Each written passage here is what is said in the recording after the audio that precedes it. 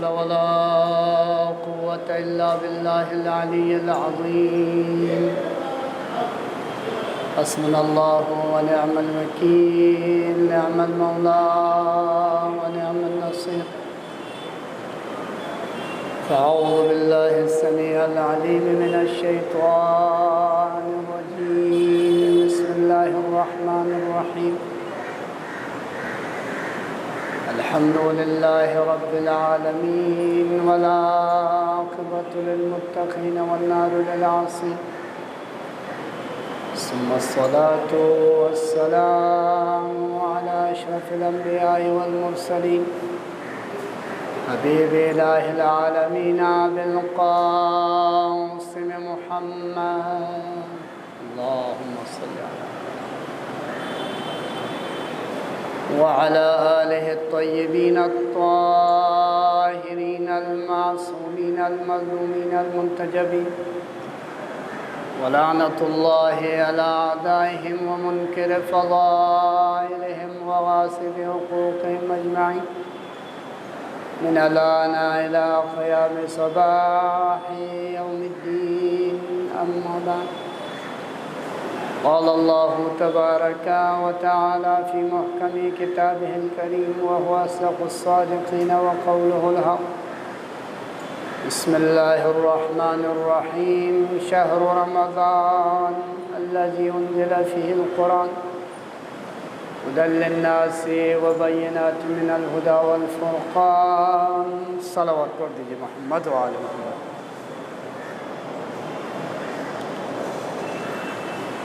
ایک بار سورہ حمد اور 3 بار سورہ توحید کی تلاوت فرما کر مختار امام ابن خورشید حسین کے روح کے ساتھ بسم اللہ.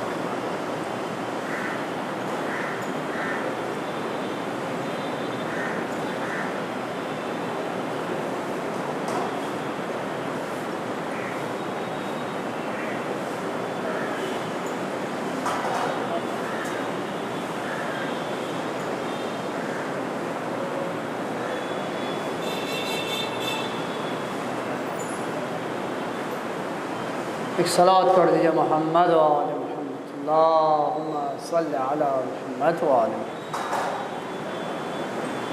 ناظرین محترم،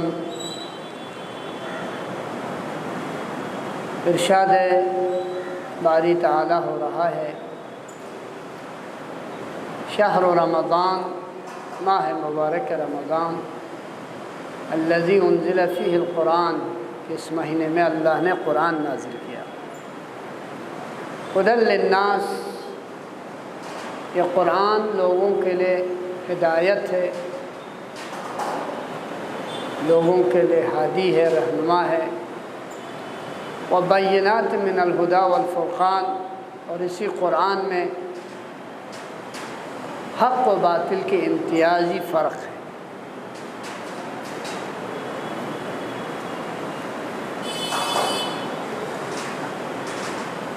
کل کے بیان میں نے عرض کیا تھا کہ قرآن ہمارے لیے سب کچھ ہے. قرآن نور ہے، قرآن ہادی ہے، قرآن رہنما ہے، قرآن کتاب ہے، قرآن علم ہے.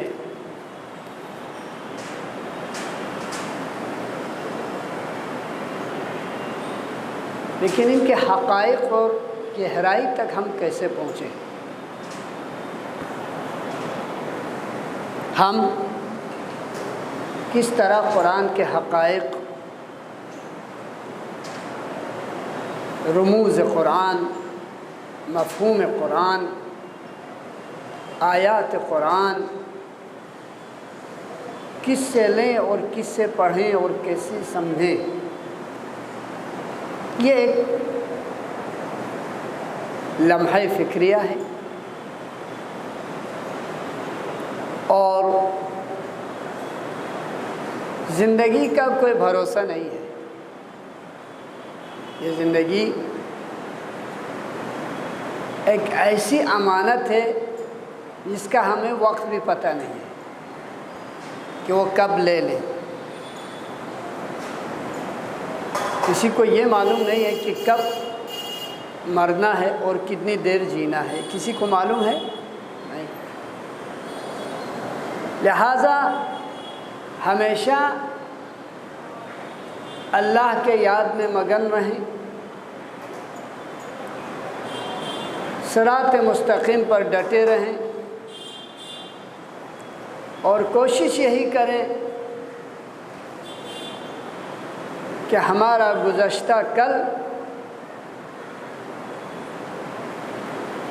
اور آنے والے کل بہتر سے بہتر رہیں۔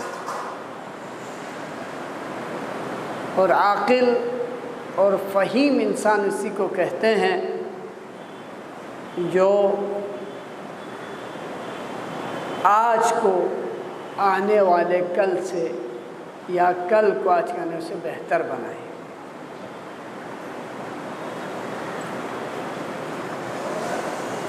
تو قرآن سب کچھ ہے ہمارے لیے، قرآن ہمارے لیے سب کچھ ہے، تو پھر یہ پریشانیاں کیوں ہیں؟ قرآن علم ہے تو ہم ان پڑھ کیوں ہیں؟ ہم جاہل کیوں ہیں؟ قرآن نور ہے تو ہم میں اندھیرا کیوں ہے؟ قرآن ہادی اور رہنما ہے تو ہم رہنما اور ہادی کے پیچھے کیوں نہیں ہیں؟ تو یہ ہمیں غور کرنے ہوں گے اور ان مشکلوں کا حل نکالنا بہت ضروری ہوگا۔ لوگوں کے لیے نہ صحیح، خود تو نجات پائیں۔ قرآن کیا فرماتے ہیں؟ قُوْ أَنفُسَكُمْ وَأَهْلِيكُمْ نَارًا، اپنے کو بچاؤ اور اپنے اہل و عیال کو جہنم کے آگ سے بچاؤ۔ پہلے اپنے نفس کو بچاؤ، خود اپنے آپ کو بچاؤ۔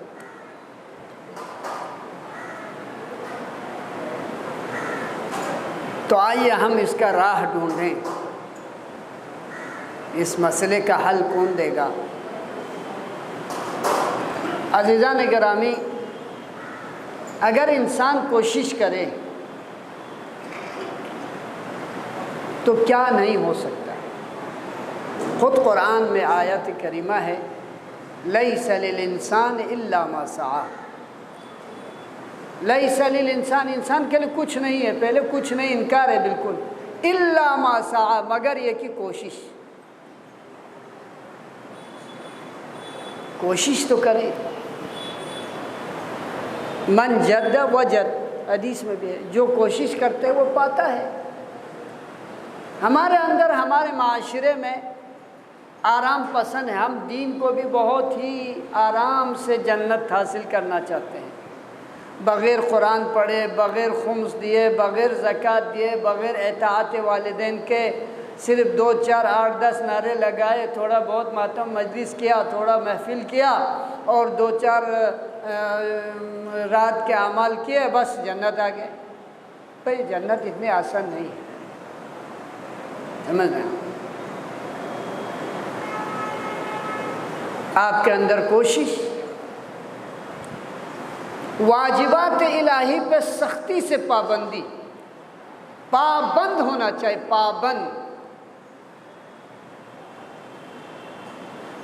کہ جو چیز اللہ نے واجب کر دیا آپ کے اوپر، اب اس سے چھوڑنے والے، اس سے ترک کرنے والے ہوتا کون ہے بھائی؟ اور آپ جو ہے ماشاءاللہ جب جنت کے بعد آتے بھائی کہاں جا رہے ہیں؟ جہاں مولا کائنات رہیں گے وہاں رہیں گے، یہ ہر ایک کا دعویٰ ہے کہ نہیں؟ جہاں جنت کی بات آ جاتے ہیں، بیٹھنے کی جگہ کی بات آ جاتے ہیں، جہاں آل محمد ہے وہاں ہے۔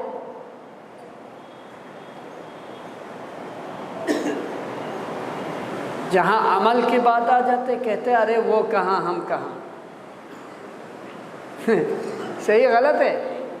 عمل کی بات آتے ہیں تو کہتے ارے وہ معصوم، ہم غیر معصوم، ہم خاکی، وہ نوری، ہم خاکی، بہت بڑے تشبیہ دیتے ہیں۔ کہاں منزل ہے بھائی؟ وہ نوری ہے، ہم خاکی ہے، وہ معصوم ہے، ہم عاصی ہے، وہ عرش نشین ہے، ہم فرش نشین ہے۔ یہ سب جب عمل کی بات آ جاتے، کہاں عمل کی آواز ہے، وہ کہاں ہم کہاں۔ یہاں جنت کے بات آتے ہیں، وہ جہاں ہم وہاں۔ ہو سکتا ہے، ممکن ہے، غور کریں۔ لہذا ہمیں قرآن جب ہمارے لیے سب کچھ ہے، اور حقیقت میں سب کچھ ہے، قرآن قانون انسانیت ہے، زندگی تا قیامت تک دستور الہی ہے، قانون الہی ہے۔ اسی قرآن ہی کے تو سائے میں اہل بیت نے قانون بنائے، رسول نے جو پیغامات پہنچائے قرآن ہی کے سائے میں ہیں۔ کیوں ہم پلہ قرار دیا قرآن اور اہل بیت کو؟ اسی لیے نا، یہ اللہ کے کلام ہے، اس میں نجات ہے۔ جو قرآن کا پیروکار ہے، جو قرآن کے اتباع کریں گے، جو قرآن پہ عمل کریں گے، وہی جنتی ہے۔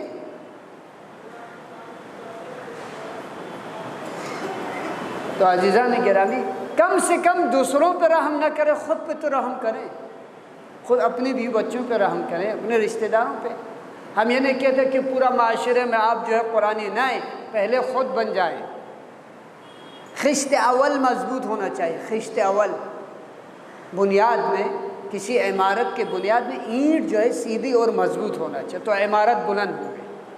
لیکن اگر وہ اینٹ ہی اگر ٹیڑھے رکھ دے تو پورا دیوار، تاثریہ میرا و دیوار کج بولتے ہیں فارسی والے، بہت بلندی ہے، سورہ نے بلندی بہت بلند، آپ 50-60 مالے کا اگر بلڈنگ بھی بنائے تو اگر بنیاد میں ٹیڑھا رکھ دیا تو وہ ٹیڑھا ہی ٹیڑھا رہے گا۔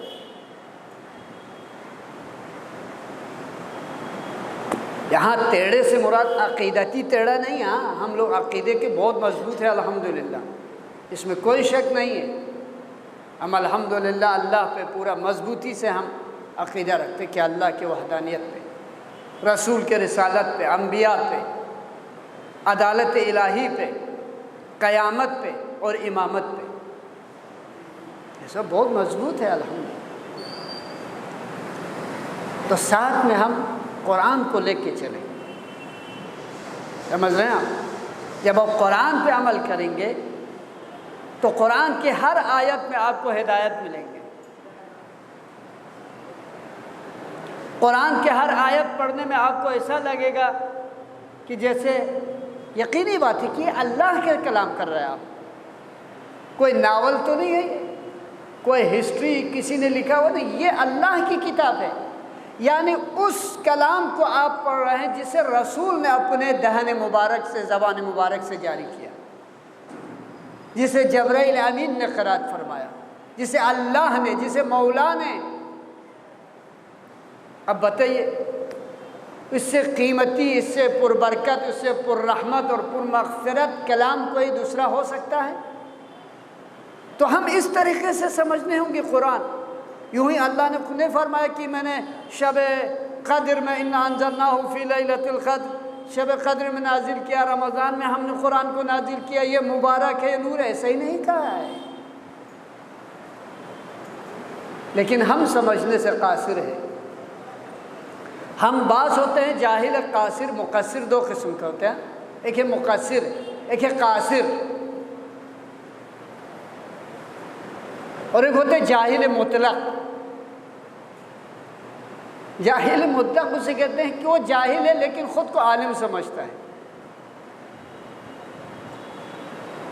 لہذا جاہل مطلق بننے کی کوشش نہ کرے، کیونکہ اللہ تعالیٰ جاہلوں سے اور احمد علیہ السلام جاہلوں سے محبت نہیں کرتا۔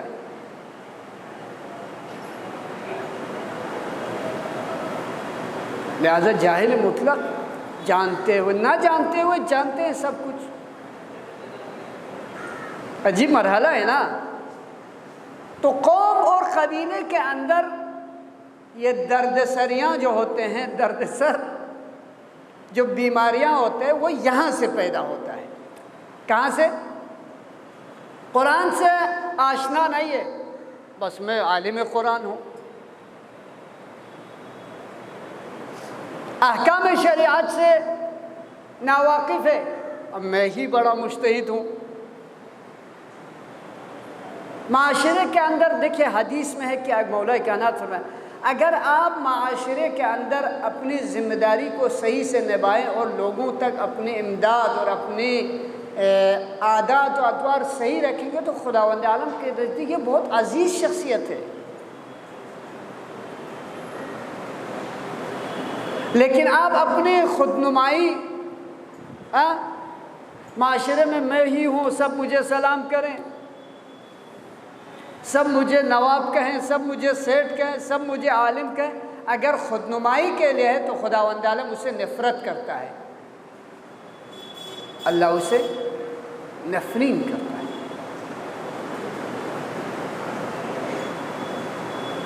تو ہم معاشرے کے اندر قرآن سمجھنے کی کوشش کریں۔ تو یہ مسئلہ کیسے حل ہوگا؟ یہ ایک انسان کا تو مسئلہ نہیں ہے۔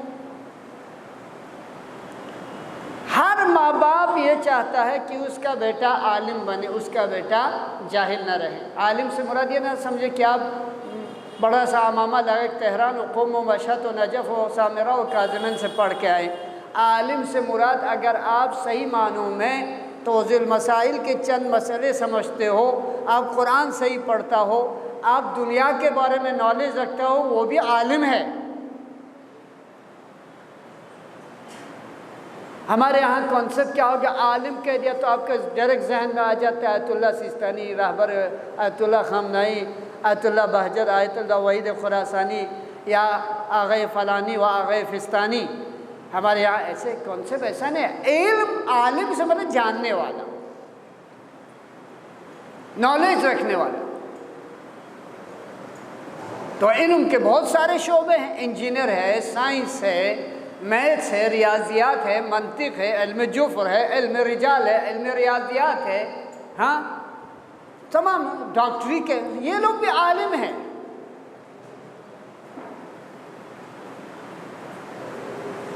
سمجھنا رہا ہم لوگ، یہ بھی عالم ہے۔ تو ہم علم کے کانسیپٹ کو سمجھے، عالم کے حقیقت کو جانیں کہ ہم کس طریقے سے اپنے محلے میں، اپنے قریے میں قرآن سے استفادہ کر سکتے ہیں۔ تو سب سے پہلی چیز ہر فرد یہی چاہتا ہے، ہر والدین یہی چاہتے ہیں کہ اس کا لڑکا یا اس کا بیٹی جاہل نہ رہے۔ تو آپ کے جاہل نہ رہیں نیت کرنے سے کیا وہ بس میرا بیٹا عالم بن جائے، ڈاکٹر بن جاتا ہے؟ اس کے لیے آپ کے لیے مقدمات ہوں گے، ان کے لیے اسکول ڈھونڈنے ہوں گے، ان کے لیے کالج ہم کو ہوں گے، ان کے لیے مکاتب ہوں گے، ان کے لیے مدرسے حوزے ڈھونڈنے ہوں گے، تبھی ہوں گے نا۔ بس آپ ایسے ہی تمنا رکھیں تو یہ جو ہے کیا ہے؟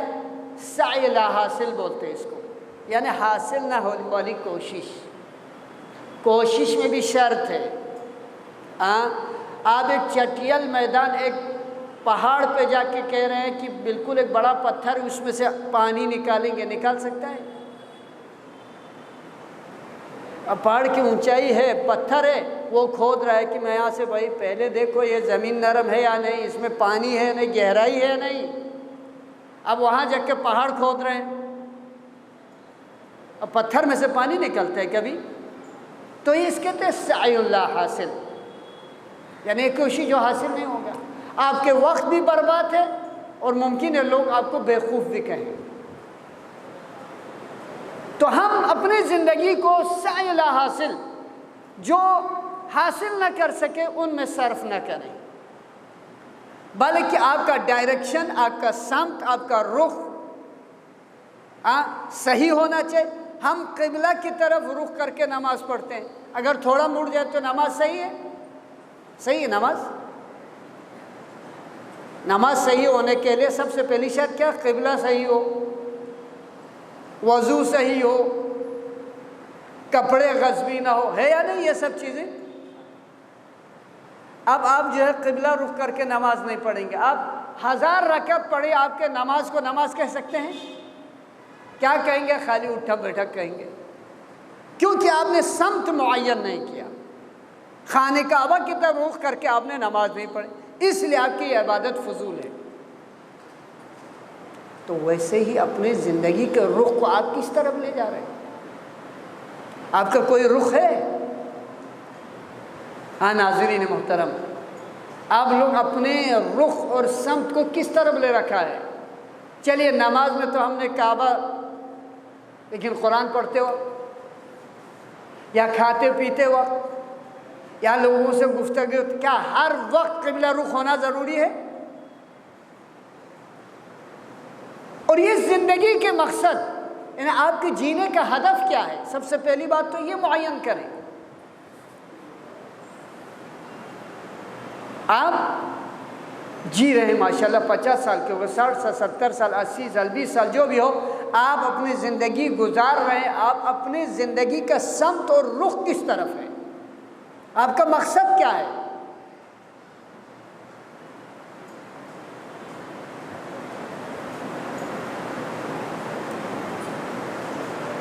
تو ہماری زندگی کا مقصد یہ ہے کہ اطاعت الہی میں گزاریں۔ مقصد زندگی کیا ہے؟ اطیعوا اللہ واطیعوا الرسول واولی الامر منکم، اللہ کی اطاعت کرو، اللہ کے رسول کی اطاعت کرو، اہل بیت اطہار کی اطاعت کرو، اولی الامر کی۔ یہ ہماری زندگی کا مقصد ہے جینے کا۔